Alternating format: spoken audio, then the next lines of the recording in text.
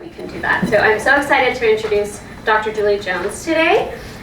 With 20 years of experience, Dr. Jones is known for innovative practices with practical applications, especially for families where a standard parenting manual is unrealistic. Her trifecta of specialization includes ADHD, autism, and anxiety.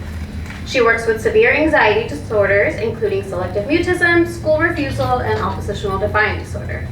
Dr. Jones's research spans the topics of exercise and mental health, ADHD, and marriage, self-determination, the social transition to college with neurodiversity, and executive functioning and app use. She is a longtime disaster mental health responder and a trainer for the Red Cross. Beyond her therapy practice, she has taught as a professor, supervised mental health associates, and collaborated and created programming as a lead counselor in a private school setting. So she knows our setting well. Dr. Jones is married with 4 adult children, and as a 4th generation rancher, her newest learning curve is in land and river conservation. So join me in welcoming Dr. Jones. Thank you, good morning. I really appreciate the opportunity to be here. You all have a beautiful campus. I've never been here before, so thank you for allowing me to be here. I felt like this was going to be one of the last presentations I gave because I've been in Houston for a long time and now I live in 2 places. So I feel like when I put this presentation together, I threw everything in it that I possibly could tell you. So I'm sorry today if you feel like you're like being fed with a fire hose, because it feels like that's what this is for me. I just wanted to give you my very best of the best tips.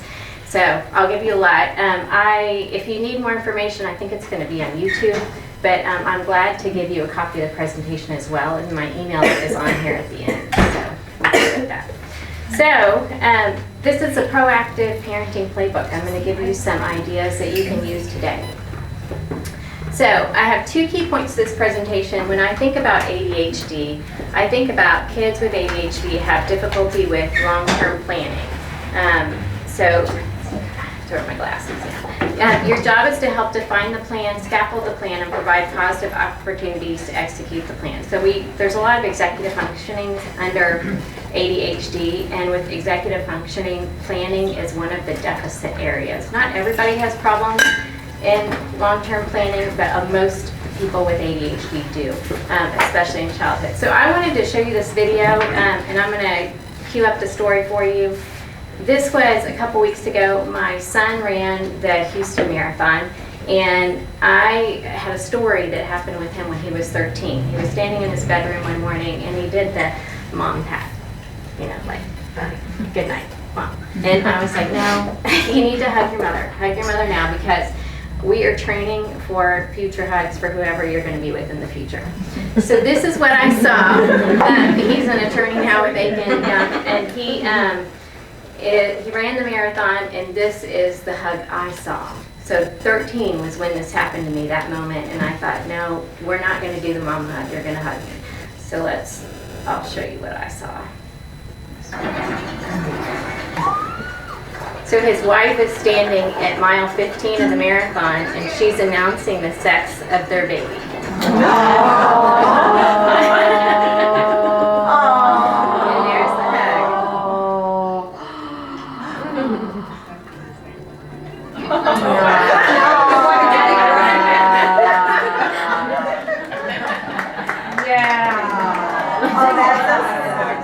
So this is super cool. He still ran 7 miles. He's super sharp.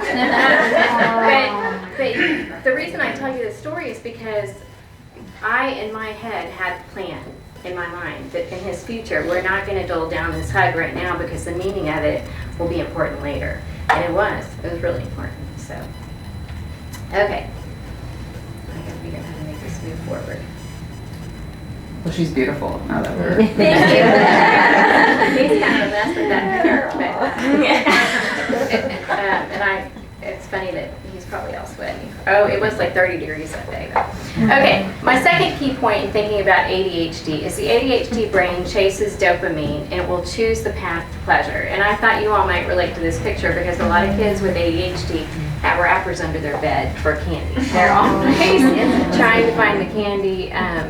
more severe cases that I work with, they have to actually have a lock on their kitchen cabinets and stuff because kids will just find the sugar wherever it's at. So anyway, the brain is always looking for dopamine, and this is true whether you're a 50-year-old person or whether you're a 5-year-old. Dopamine is a feel-good chemical, and so all the time, the ADHD brain, we call it the hunter's brain. It's hunting for the dopamine. It's hunting for the good fix. People that don't have the ADHD brain, we look more like the gatherers, so hunters versus gatherers. The hunter's brain is looking for that hit.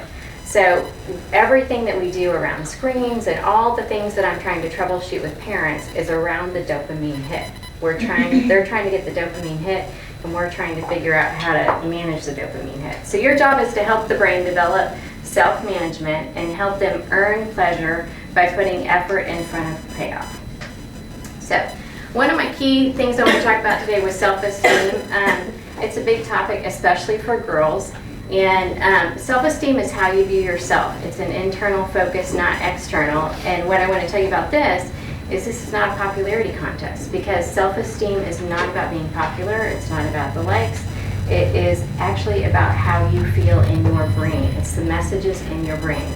So if you're trying to build your daughter's self-esteem, we need to think internal, not external. So let me say that one more time. Self-esteem is built internally. So why it matters? To give you the best possible life to you, yourself. ADHD brains are at risk for stinking thinking. You all may know this because you may hear your daughter say, like, I'm not good at this, I am terrible at math, or whatever. That's the stinking thinking I'm talking about. With ADHD in particular, kids are guided a little bit more firmly, usually by parents and adults, like you just need to sit down, you just need to focus, or whatever. So they receive a lot of messages all day long. You just need to do this. And that's where the stinking thinking comes in. So if we can work on self-esteem, then we can help maybe manage that a little bit. And then the ADHD brains sometimes have a fixed mindset, and those lines that you would hear in the fixed mindset are like, I always fail, I'm never good at this, I can't get up on time. Okay, so how to act with the future in mind for self-esteem. Build it. Nobody is born with self-esteem. You have to build it from the ground up. If your daughter's 13 years old today and she has no self-esteem, you can build it. It's just, think about building. You just have a shovel and you're just building it. We're pouring in self-esteem. So what words are you pouring into your brain? What actions impact you? Yesterday I was running and I was listening to Shakira, Bruno Mars, and I think Whitney Houston, I don't know. And I thought I would tell y'all some like pump you up lyrics, because I thought, they're saying I'm every woman, but it turned out they were kind of trashy. But, but anyway, I know you all know, if you are into sports at all, sometimes you listen to music that's like Journey, or something that you pump you up. And so if you think about what you're pouring into your brain, if you have a daughter who is listening to a version of rap music that's really poor lyrics, or it's not all poor lyrics in rap, but if it is poor lyrics or it's screaming music and it's about death and dying, you want to get that stuff out of their purview, because that's not helping self-esteem, it's the reverse. Okay, do these line up with your goals and values? So when you think about self-esteem, if you're having girl bullying or anything like that, you may consider that being around negative girls isn't helping with her self-esteem. So I look at peers, social media, and environments. When I'm working with counseling with people, I actually ask them to open up their social media and run through their social media accounts, because we're looking at what pours into self-esteem and what takes away from self-esteem. And if there's a lot on there where I feel judged about self-esteem, then we want to remove it, because that's not helpful at all. Okay, so constantly learn and act, extract what drains you. This is a weird concept, but you can do this today if you have social media on your own account. If you look at your own social media account, remove anything that you feel like is taking your energy away or draining you. And sorry. And make space for what energizes you.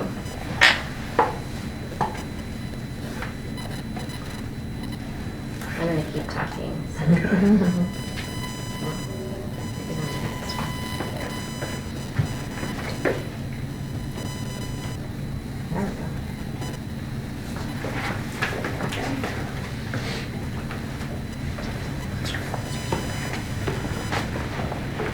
Okay, I know this is a lot of words. Over the last couple weeks, I knew that I was going to be talking to you all, so I just started asking people with ADHD about these kind of areas, and the key topics were validation of beliefs, vision, venting, and values. These were exact lines that I picked up from people with ADHD, and they spanned 12 years old to 35 years old. And when I was thinking, every one of them that I asked had a pretty good self-esteem, and so I liked what they had to say.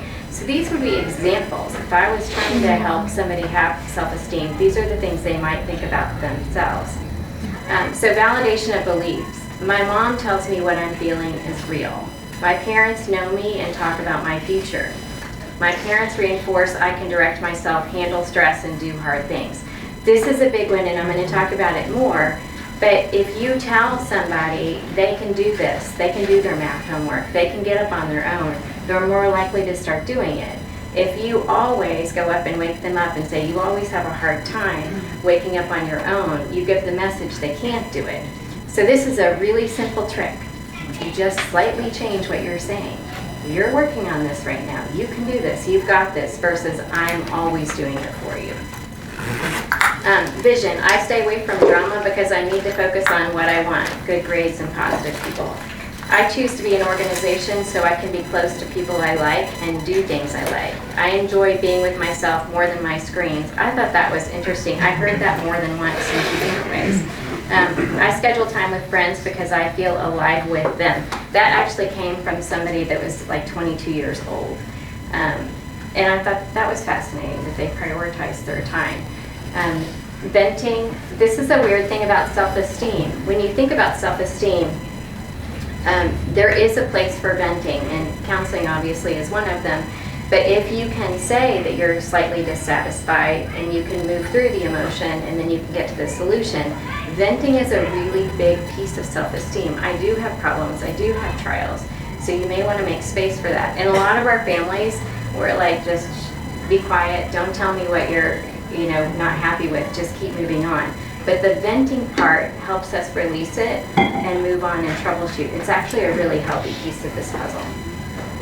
I go to therapy to help myself. I picked a best friend who listens to me. I know who to call and when to call for support.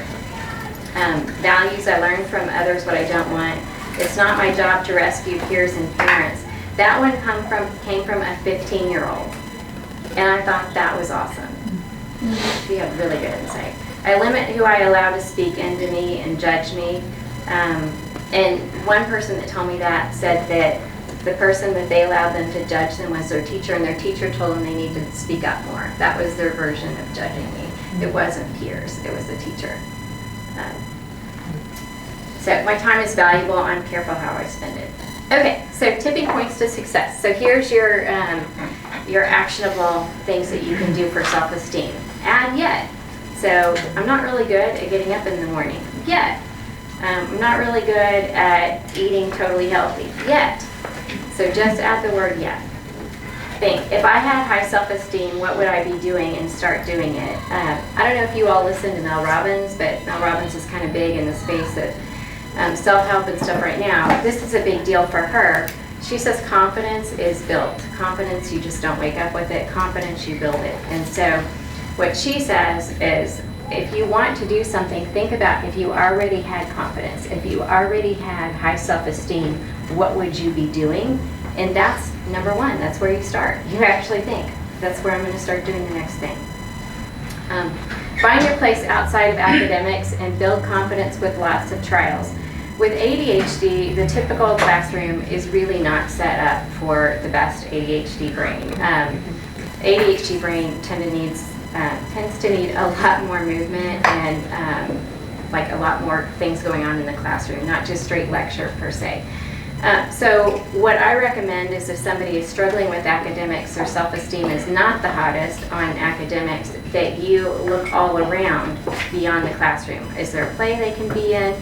Can they do exercise outside of school?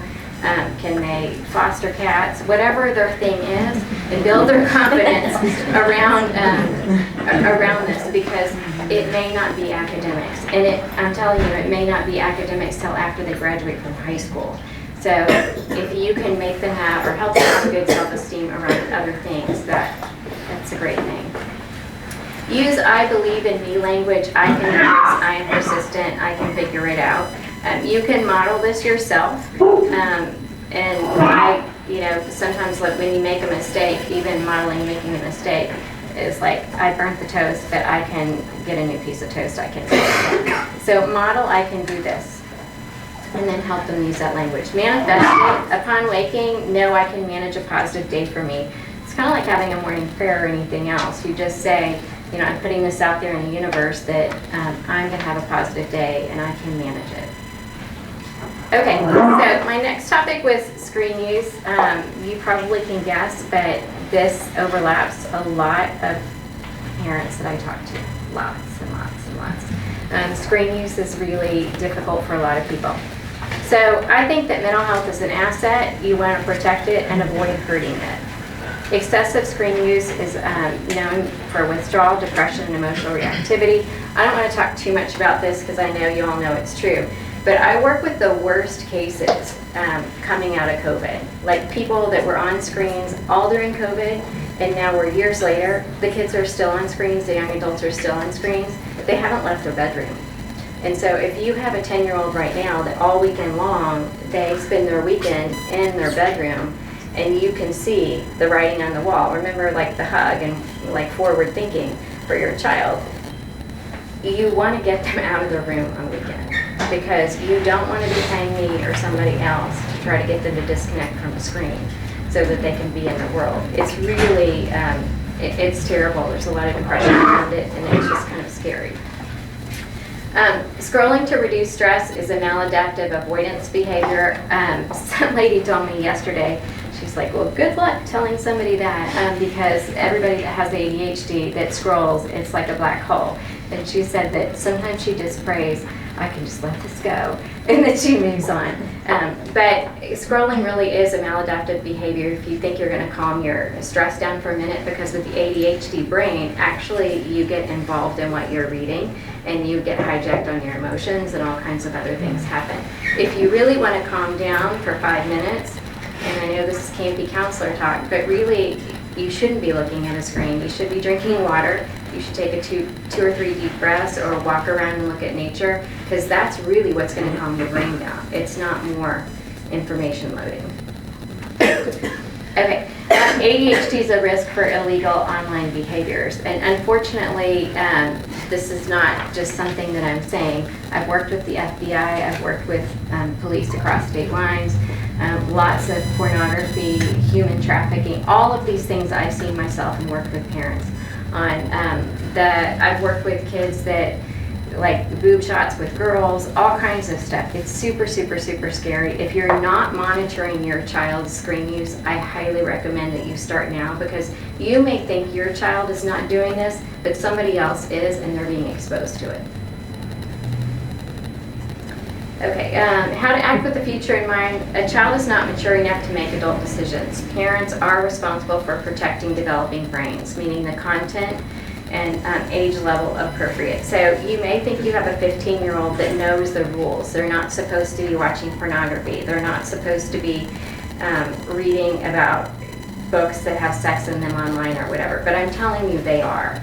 They're exposed to this. They can find it. It's easy. If you look on YouTube and a kid likes anime, right next to the anime they're reading is porn anime. You have kids that like dinosaurs, right next to dinosaurs on YouTube is dinosaur porn. This stuff is right there. It's really, really scary. So I'm not saying don't use YouTube. I'm not saying don't use social media. I'm just saying protect the brain. Because if we have a child that's bullied online, or we have a kid that gets caught up in something really bad like grooming, it's really hard to come out of that. Okay, just so in case you don't know the word grooming, grooming means there's like a predator online and they're talking to somebody and they're trying to entice a child to do something else. So it might be that you have an 8-year-old girl, and because at home she's not getting a lot of attention. People that are groomed are people that don't have a lot of, kids that are groomed don't get a lot of attention. They're the people that also are at risk for human trafficking. So left alone on screens, they're the ones that usually we see get this. So how it would work is if a kid was on social media and somebody was messaging him and said, "You're super cute," and then, "Oh, I like a picture of your dog," and then, "Oh, can you show me a picture of your face? Now can you show me a picture of your boobs?" And it just goes like this. And I keep saying, "You're wonderful, you're wonderful, you're wonderful," and then it moves into sexual abuse, and then it moves into human trafficking. But they get a lot of positive attention on the front end, and then they make the ask, and then it moves into the scary. So please watch for what your kids are doing. Okay, so identify what's important to their self-esteem and then choose the screen content. Okay, so tipping points to success. Prove it. This is one of my favorite lines with ADHD. Prove it. Can you manage screen time without emotional reactivity and stay on approved content? Okay, what this means, you tell them it's 6 o'clock, it's time for dinner, put your screen down, and they throw a fit, they start yelling, they get mad. They are not managing their emotional reactivity around, they're having negative emotional reactivity around screens. So you have to manage it for them because they can't manage it well. If they can get off when you tell them it's time to get off at 6 o'clock or it's time to get off because we're going to the school building or whatever, then they are managing their screen time with emotional reactivity in a positive way. If they can't do it, then you need to manage on the front end, and I'll tell a little bit more about that in a second. But also if they can't stay on approved content. So what this means, it's more boys, but I have seen it in girls several times, but sometimes girls will slide out and they'll be on pornography. And if the girls can't stay away from pornography, then the parents need to put filters on and then they need to stop the access to it. Parents often ask me, when can I expose them to the full internet again? When can they have access? And I always go back to prove it. Well, you can give them an hour of screen time, and if they don't get back on Snapchat and do something obnoxious, then they just prove they can be on it for an hour. But if they have wide open weekend use, and then like it's 9 o'clock on Saturday night, you realize they're in a giant fight on Snapchat, they didn't prove it, so we have to go back down to monitoring. We have to go back down to less time. So as they age, you can prove that they can use things in smaller chunks, and then you can open it back up again. If they are not proving it well, their content is poor or their emotional reactivity is poor, you just go back down. You have fewer minutes on it. By the way, we know from research that 45 minutes of gaming in particular is okay on the brain. It gives you dopamine. It feels good, like ice cream. That's the level. I did it again. Sorry, guys. So 45 minutes on the screen is okay. After 45 minutes is where we see the tipping point for emotional reactivity. So if I was going to be gaming in a game for 45 minutes, that would be good. I should get up, take a break. I can go walk around, go to the bathroom, do whatever, and come back after like a 15-minute break, and I can game again for 45 minutes, and I will not have an emotional meltdown. This doesn't mean 6 hours of gaming all the way through. It means intervals of 45 minutes and stopping. Intervals of 45 minutes and stopping. You as a parent can determine how many intervals you give, but I've seen this over and over and over and over again. If you stop at the 45-minute mark, the kid can manage their emotions, they can get off, they can disconnect, and they're okay. But 90 minutes and it's meltdown, screaming, I'm not good enough. Yeah. Okay. You can use the Roots app and the Bark app. The Roots app is a newer app that I have heard about a lot. The Roots app is an app where it shuts down all of your screen use, social media use in particular, and you can say it's not open until 8 o'clock at night, or it's open from 8 to 8:30, so you don't have access all day long. So if you all are working, for example, but you kind of have a bad habit about using social media during the day, you can stop yourself from using it by using the Roots app. You also can use the Bark app to control for content. On the Bark app, you can put in any word, and so if there's a girl that really causes drama and her name is Julie Jones, for example, you could type in Julie Jones on Bark, and every time Julie Jones showed up, it would ping you, the parent, that something weird's going on. So Bark's a good one. None of these things are completely, foul. You can still have accidents around them or something, but most of them work really well. Okay. If you have a problem with social media, ask your child to project their phone or their laptop or iPad onto your living room TV, and only allow them to use social media on your living room TV. And here's why. Because if they know anybody walking by can see their social media, it's the same thing as a billboard right outside the school. They shouldn't be writing it if other people are going to see it. If they're really bad at social media, I would just give them this rule. Prove it for 30 days on the living room TV that you're not going to get into drama, you're not going to be mean and say bad things, and then we'll take it back off the TV and you can have more of your privacy. But until you can prove it, we're not going to do that. And by the way, parents and privacy and teenagers and privacy, let's talk about privacy. You're responsible for their health. And if this is a discussion about health and safety and personal management, there is no privacy. When somebody's suicidal, we take the door off their bedroom. They do not have privacy. So when they're not doing things that are okay, we remove privacy. When they're doing things and they become more trustworthy, we add back privacy. Okay, you can require approval of apps before installation. You can limit screen time in favor of self-discovery to build self-esteem. What this means in a nutshell is, say it's June 5th and now it's summer. You can say, before you have any access to screens, you need to go outside and you need to just get time in the sun, work out, do whatever.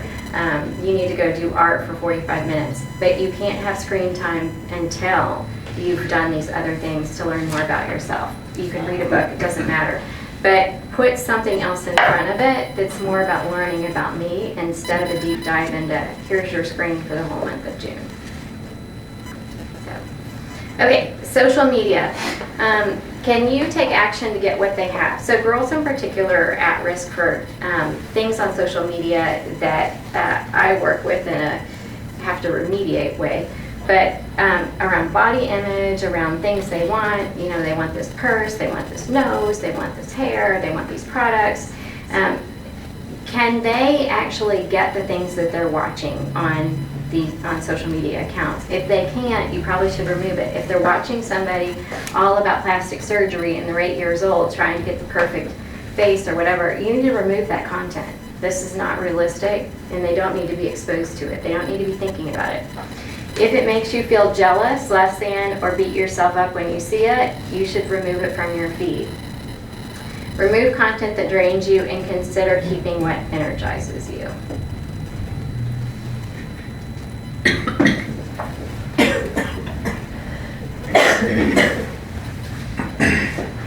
Here is stuck again.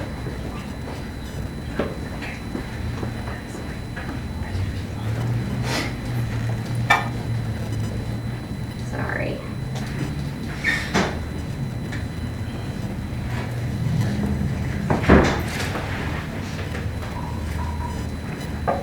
I think if you hit the little like wine glass in the bottom right hand of your screen, it looks like a wine glass to me. Then that'll put it in presenter mode. I can't even see it on my screen. It's like tiny, tiny. Where is it? This one looks like that. Right here. That little guy. Oh. Okay, this would be like two font. That one, yeah, right there. Click that one and then Oh. usually.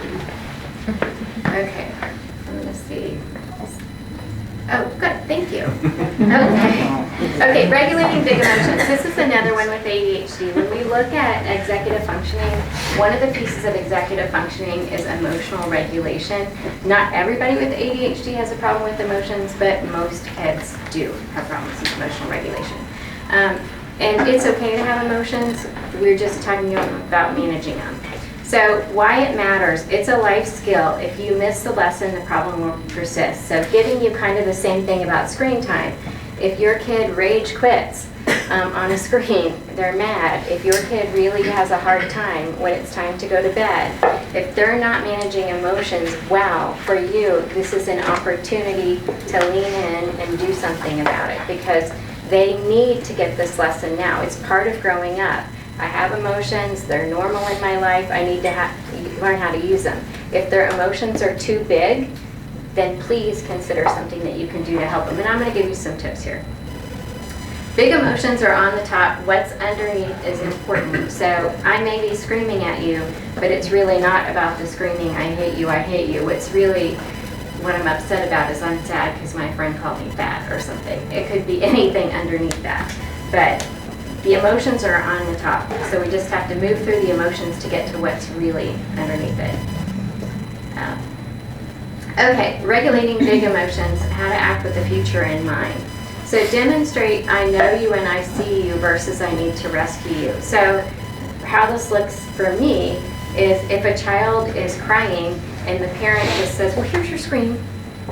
I'm not talking about your emotion. I'm like, I know this is gonna, help you feel a little bit better. Here's your scream. Or if a child feels bad and they said, Susie Q is so mean, she was mean to me at school today. Well, let me take you to Starbucks. Okay, I totally skipped over the emotion. I skipped over what the problem was, and I tried to just help them self-soothe or help soothe them. And what we really want to do is we want to work through what happened with Susie Q. You can also buy them Starbucks if you want to, but we don't want to shut them up. We actually want to hear what the problem is. Regulate your body and brain and mirror it. Safe attachment allows for learning. So what this means in my practice is a kid will scream and the parent screams, and the kid will scream and the parent screams. Okay? This is really difficult on both sides, and it's just a circular thing. It goes over and over and over and over again. What I'm talking about, safe attachment, feels I feel safe with you so I can talk to you about my problems. If you're screaming at me, I don't feel safe with you. So I'm not asking you not to address the problem. I'm asking you to control your own emotions as a parent. If you start screaming, you can just say, oh, just stop me. I'm just going to take a deep breath. I'm just going to walk out of the room. I can come back. But if you're screaming, you're not regulating their emotions, and it's not giving the child the opportunity to regulate their emotions. Confidence comes from intervals, doing it over and over again. So this is kind of a heads up to remember when somebody is having a big meltdown with emotions, they're supposed to be learning. They're supposed to be working through this.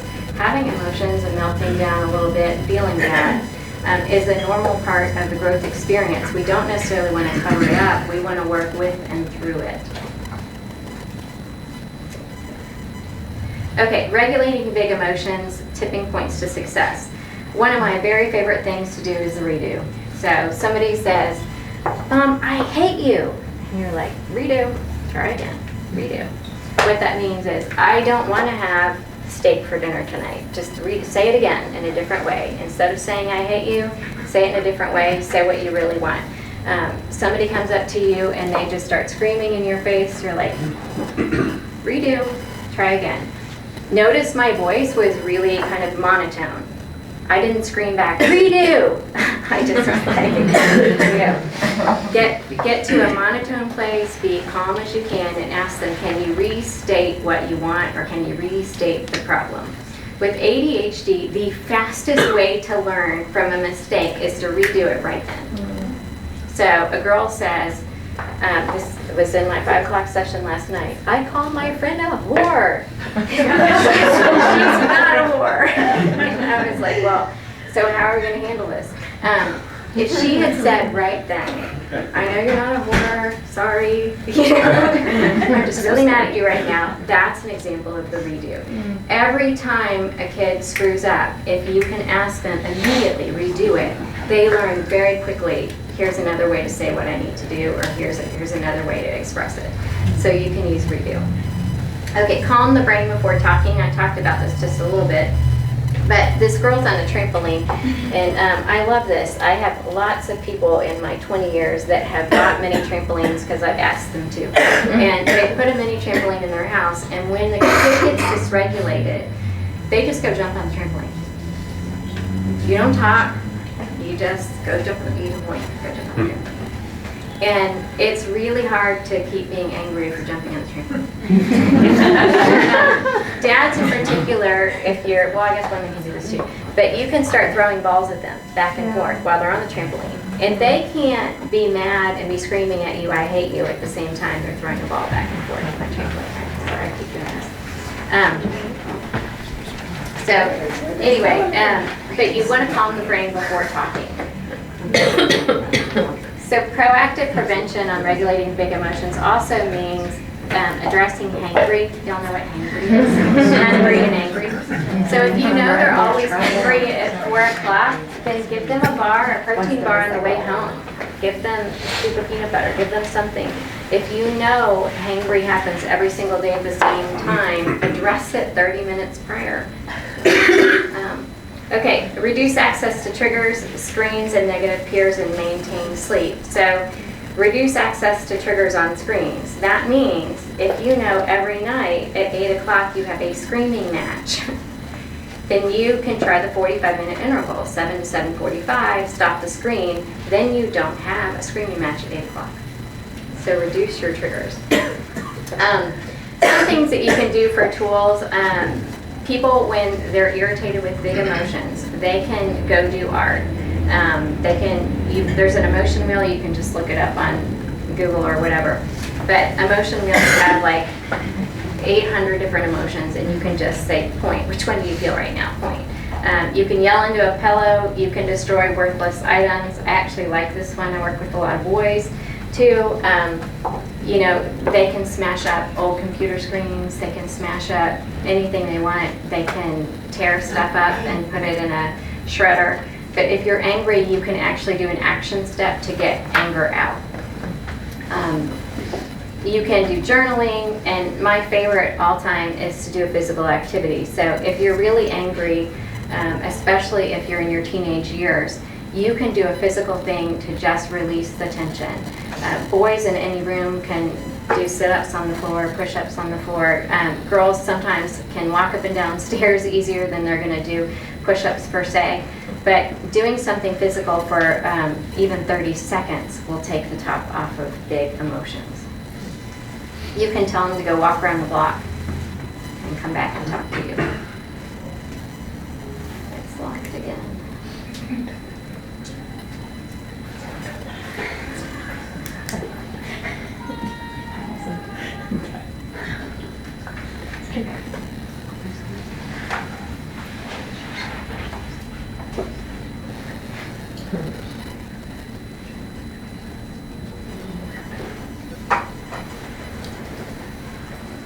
Okay, so tips for success. Here's another one, active listening. I just wanted to give you all this 1, 2, 3 point, because if you're not good at listening and you're super busy, you can do these 3 points very quickly. And I'm going to ask you to keep your mouth shut most of the time. Only ask the 3 questions and try to be quiet. Try to just listen. So the 3 questions are, what happened? How did it make you feel? If they're not good with emotions, that's okay. You can have like this little chart. You can just throw out emotions. Are you happy? Are you angry? Are you sad? Are you mad? And then what do you think needs to happen now? Again, I'm training that future brain. What do you think needs to happen now? I'm not asking you to troubleshoot what you think needs to happen now. I'm asking you to ask the kid, what do you think needs to happen now?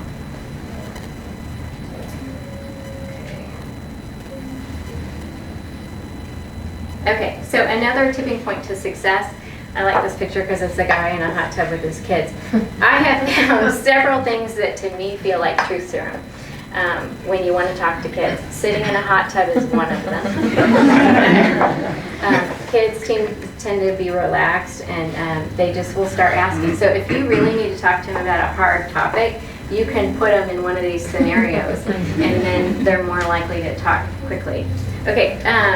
Bedtime talks with the lights off. The reason why this works is there's less sensory input coming in, and a kid is more likely to focus. Kids also can unpack what's going on during their day at the last few minutes before they go to sleep at night. Adults often do the same thing. So if you can be in the room with the lights off and just say, hey, how did your day go? And ask them more specific questions, they're more likely to unpack it. If you are in a marriage where you have somebody or in a relationship with somebody with ADHD, number 1 marriage tip. Talk in bed at night, and that person that has ADHD is more likely to be centered. During a workout, a hike, or a walk, doing side-by-side exercise, we know that if you've ever heard of a runner's high or anything, After a few minutes of exercise, your brain feels more soothed, anxiety goes down, you're more likely to just start talking freely. In a hot tub, while watching a fire, we know that watching a fire pulls out the alpha brainwave, and it really feels good. And so when your brain starts feeling really good, it's easy to talk. And then side by side, anything. Okay. Why it matters, parenting with ADHD. Self-soothing and anxiety drive maladaptive parenting behaviors for people that have ADHD. So what I'm talking about specifically is if you are a parent who has ADHD or you have a partner parent who has ADHD, you might notice that they're using self-soothing around parenting and they're avoiding. They might have anxiety, and this is another reason why they have difficulty with parenting. I think intention is really important. So when you may be thinking they just need to go put the kid to bed, but what they're thinking is they can't tolerate the kid screaming at them or that kid saying no. I think there's more to the story. And I love to look at intention because is the parent not putting the kid to bed, are they doing it just to be mean or doing it just to corrupt the household? Probably not. There's probably more under that. There's a reason why they're avoiding. And modeling self-management with ADHD is a predictor of future success. So if I have a dad, for example, that he's really good at getting up every morning and running, taking medicine, and then going to work, a kid sees that. Dad gets up every morning, they run, they take medicine, they go to work, then it just feels normal for that kid. This is just what we do in our family. It's going the wrong way.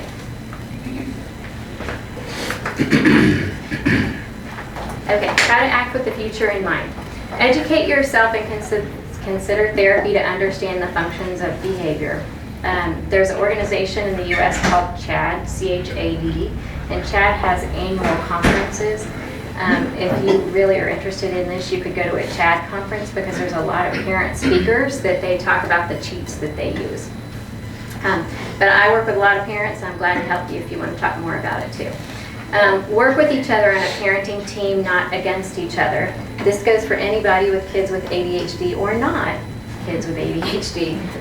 If parents in a household are working together and not undermining each other, they feel like they're on a team, it's really, really helpful. This picture, to me, is really interesting. There's a little girl in the middle, and she's like splitting the parent. She's trying to get in the middle. Okay, if I have parents that are functioning well together, anywhere I see the parents are together side by side. There's not a kid in between them. When I go to church and there's a kid in between them, it's breaking up the parent power. When the parents sit side by side, they're a lot more powerful, they're a cohesive unit. So when I'm working with ADHD and the kid always knows who the weakest link is, the kid just reaches over their shoulder and just triggers them, right? I can have that sugar at 8 o'clock at night. I can have my phone till 10 o'clock at night. So if you're on the same parenting team, a kid can try to get between you, but you can parent together and you can have the same goals. So just consider that. How does a kid get in between the two parents, and how does that kid maybe corrupt what you're really trying to do? Okay, another thing about acting with the future in mind about ADHD, realize this is likely generational. With ADHD, the vast majority of it is genetic, and not always true, but a lot of it is. And so I look above you, and 2 generations above you, who had ADHD, and how were they disciplined, how were they not disciplined, what was going on, what do you want your legacy to be around parenting and ADHD. You know, 2 generations ago, or maybe 1 generation ago, we had a lot more spanking going on, and most people just don't do that anymore. And nowadays, we're almost in the reverse. You can act up and do all the things you want to do, and we're not going to say no at all. I'm not going to touch you, I'm not even going to say no. So maybe you can be in the middle. We have a little bit of rules and regulations, but also I'm not going to hit you. So think about it. What will your parenting legacy be with ADHD?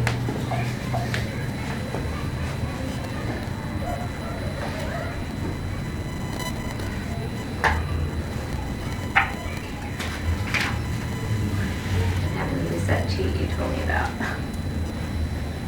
Okay, tipping points to success. Use rigid routines to reduce decision making. A big deal with ADHD, one of the reasons why people don't clean their rooms or have a hard time getting started on something is there's too many small decisions to make, and that just feels overwhelming. So if you're doing parenting with ADHD, you can use routines and make less decisions. An example might be every night we eat dinner at this time. Every day we put our shoes in this spot. We brush our teeth at this time and this time. If you have basic routines around sleeping and waking and eating, those things are kind of simple points where we don't have to make extra decisions on that. Put values-based action before a dopamine boost. So exercise before sugar, pick up clothes before going shopping, clean out your dishes before leaving the kitchen for screen time. So if you can think of this language, first do this, then this. First do this, then this. That will help train this brain. Use a strengths-based approach in parenting. What parent does what well, and make agreements on what negatively enables a child and what partners will do to stop enabling. So you can use the routine, prove it, and also you can use text and writing. So sometimes when a kid is really magnificent in their choices of words, they will say, "Mom said this and Dad said this." So parents sometimes will use a family text group, and they will just say, "I agreed to XYZ."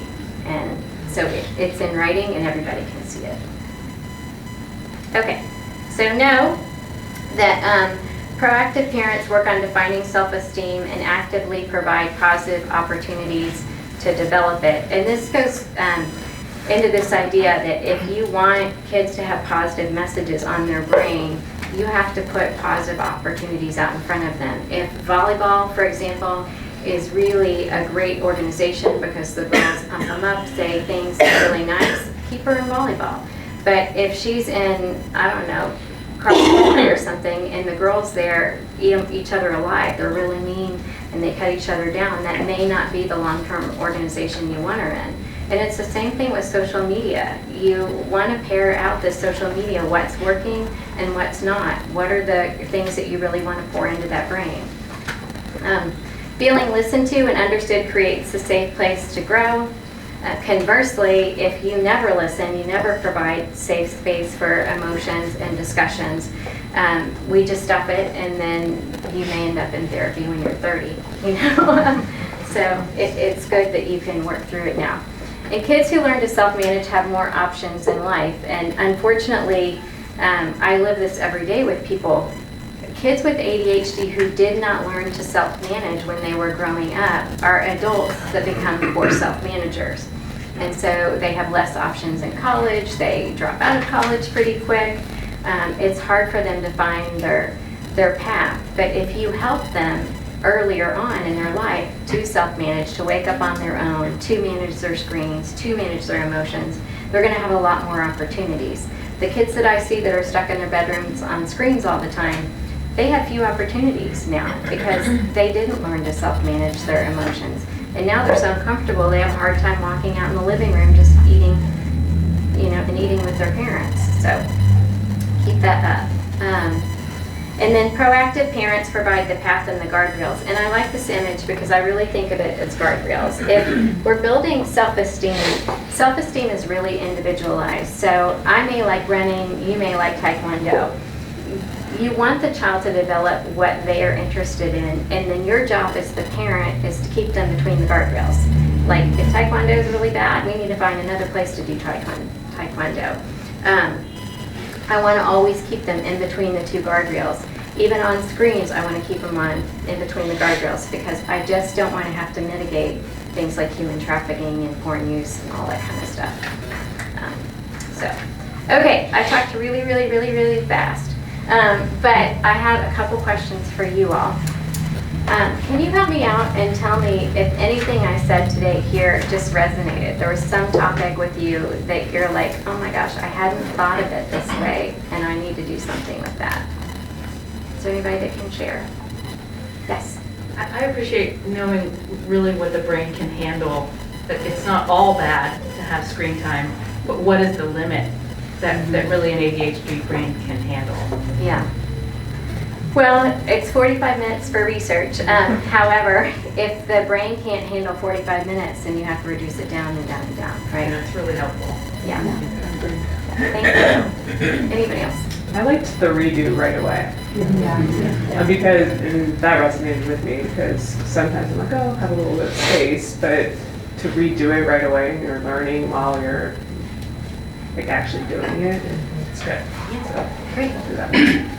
Talking about the redo, what if the child always the one who wants the redo? Like the child's emotional and they say, I just need a redo, I just need a redo. Is that, like how do you, Can you give me an example? kid comes down, it's all bossy or whatever, and we say no, and then now we're not gonna move to the next, go to the candy store now. And then they go, oh no, I just want to redo. I know what I did wrong, I'll go back upstairs and I'll start it all over again, like a redo. So they're already like hip to that redo mechanism. Right, okay, so I would think more about earning. And I think with that child, I would say, to earn going to the candy store, you have to come down the first time, ask politely to go to the candy store, and I'm more likely to say yes. But I would put that up front, that candy store only comes if you come down and you're polite the first time. What else? Yes? The working through the big emotions. I mean, that is part of it, but then how to kind of get through that versus silencing it and saying, oh, just don't do that right now. Yeah, and that's hard for parents because when your kid is screaming, you just want them to shut up. You want them to be out of pain and you want to rescue them. And so that is really hard. And I appreciate that if we don't train this, we're going to have a bigger problem. And I work with those people again in their 20s that are having big meltdowns. So, yeah. When you talk about like needing to have a rigid schedule with them, I find that like my kid is also like, oh my gosh, everything is what you tell me to do. Like I don't, like he gets upset that like he has no say. So then I go back to, okay, well you need to brush your teeth and you need to take a shower. I don't care which one to do first, but like they both need to get done kind of thing. Like, do you do that thing? I don't remember what parenting book it is where they're like, give them two options that you're okay with, but do you find that you should just tell them, like lay it out for them how to order? Okay. Depending on age and anxiety also. So people with anxiety sometimes have, and ADHD and anxiety sit side by side. A lot of people with ADHD have anxiety. If they don't want more decisions, then I may order it. But I'm going to order it maybe with a 5-year-old. With a 13-year-old, instead, I'm going to have a checklist almost. Or there's even apps like Chore Monster and different apps. And I'm just going to say you have to get these things done on your checklist. And but the checklist itself helps reduce anxiety because I just have 3 things I have to do. I don't care how you get it done. You need to get it done between these hours. This time. Yeah, we used to do like a morning checklist and an evening checklist, and then I kind of fell off. Well, some people love, and this is a dopamine chaser. When I check something off, it feels good. Yeah. And also, one of one with ADHD works. So one checklist works one day, and the next day I need the chore app. And then, I may need 15 different types of check off the list. You're saying chore app? Chores. Chores app. That makes more sense than chores. There's several different apps for earning money. And so you can just look at like earning money or chore apps, and on them you can put the kid with their face brushing their own teeth on them, and so you can really make it personalized. Okay. They can earn points for stuff, they can earn money. Yes. What's your suggestion for, when you have an ADHD kid, there's a lot of repetition. So you have to say 10 times the same thing. So obviously at some point, personally, I'm gonna end up yelling or raising my voice. So what would you recommend for those repetition moments when you see you're asking something and you're not getting what you are expecting, or the kid is just simply avoiding you or ignoring you? I call this the creepy eyeball, and I'm gonna be creepy with it. I can be very scary with that. Okay, I said it's time to put your shoes on. Okay, that's creepy, I know, I'm sorry. Okay, when I'm screen to screen and I'm I'm staring at a screen, my attention is on that screen. Okay, I need to change their attention, and I want creepy eyeball to eyeball. And so I will say, it's time to get your shoes. And then I may ask them immediately, what did I just say? And they said, it's time to get my shoes. The biggest thing in parenting for ADHD, especially younger kids, is parents will scream at the back of their head. It does nothing. Yeah. So you have to gain attention. That's the very first piece of this, is to gain attention. Yes. So building on that, I have one with ODD, comorbid with the ADHD, and when we do something like that, right, instantly, it's a new battle over now dad's telling me to do something and I don't want to do it. And if it's mundane as put on your shoes, it doesn't matter, obviously we have to put on our shoes to go, but now we're just locked in a new battle over, I don't want to be told what to do. So, Right. How old is your kid? 10. 10, okay. All right, I just have so many different weird things, but I'm just like, here's your shoes, we're getting in this car, and usually kids, even with ODD, they'll get out of the car with their shoes on. So I choose not to have the battle, and I agree with what you're saying. So what he's saying is a kid that's oppositional, and whenever he gives the kid a demand, says do this, the kid immediately says no. And so it's a little bit different parenting with a kid with the oppositional brain. But I try to remove the control if I can, not make the command, and just put the shoes in front of them and assume they're gonna. Lots of kids I work with will wear their pajamas in their car, and when they get in the car line, that kid will put their clothes on. They use. I'm the last. I have a question. I don't know if it's the right time for questions, but essentially, what about rigidity or inflexibility in changing the routine, or, you know, essentially if life comes at the family and things need to shift and they just can't deal with that? Like, how do you kind of work through, you know, the feelings of, oh, but this is the way it has to happen? And if it doesn't happen like that, big meltdown. How old is your child? 13. 13. Okay. So I, again, am thinking at long-term brain, just like hugging my son. What is the future going to be for this kid? I have a sensory story model. So I know this is campy, sorry, counselor stuff. Hold up your hand, you have 5 senses: taste, touch, smell, see, and hear. So if I need to go do something, I ask somebody to describe to me the next thing that they need to do in terms of taste, touch, smell, see, and hear. We have to go to the dentist tomorrow. What are you going to taste? Well, maybe that icky stuff they cleaned my mouth with. I don't know. What are you going to touch? I'm going to touch the chair in the dentist office. What are you going to hear? I'm going to hear the machines whirring in my mouth. So I'm going to go down this sensory story. I can do this with going to a hotel. I can do this with starting a new soccer team tomorrow. I can do this with all kinds of stuff. What the sensory story does is it tells the kid, I know a lot about this already. And the issue with anxiety, one of the key definitions of anxiety is fear of the future. I just define the future. So that's a piece of it. Okay, second, you use the word rigid. I've always done it this way. I've always done it this way. I'm not going to change. I'm going to give them a heads up if I can. You probably already do this. But I will say a week in advance, you know, next Monday we have a holiday and we're going to go do X, Y, Z. For the kid that's really rigid, giving them advance notice is polite and nice and it's kind. It's not always possible because you may have like burned your kitchen down yesterday and now you have to go live in a hotel for a week. But when you can, giving advance notice is totally a fine feeling still. Just to piggyback on that, I have so my son is very much like needs to know what's gonna happen like this week or when I'm not gonna be home in the evening. So I got one of those like paper calendars that just has like Sunday to Saturday on it. And every Sunday I'll sit down and just like fill in like what our week looks like so that he has an idea of like, hey, mom's not gonna be home on Thursday night. Like you reference the calendar every week to see like what's going on. And I found that it's super helpful with that. Perfect example. So I'm going to camp on what you just said really quickly. If you have a kid with anxiety or a kid that has a hard time running their own planning and their own calendar, as soon as they can write words, I'm going to have that kid populate their calendar. If you're 3 years old, I'm going to have them populate the calendar with magnet pictures.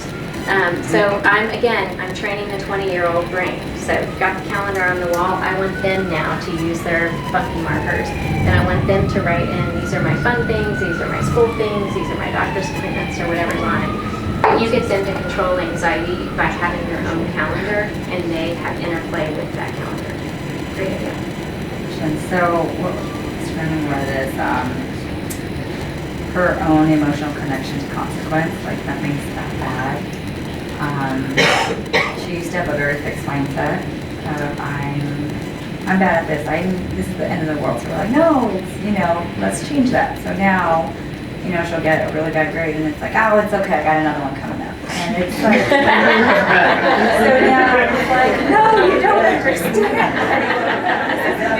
I don't know how to play between the two worlds. And I sound like a horrible mom because I'm sitting her down like, no, do you understand how bad this is? Like, do you know this is a big deal? Why don't you understand? And I'm like, Right, so I go back to the piece of executive functioning that's long-term planning. Is she attaching to the future consequence? No. Okay, most kids with ADHD cannot attach to the future consequence. So freshman year of high school, when they're crashing and burning on their grades, and you're like, this is the first time your grades actually matter for college transcripts, they don't see that. They cannot attach.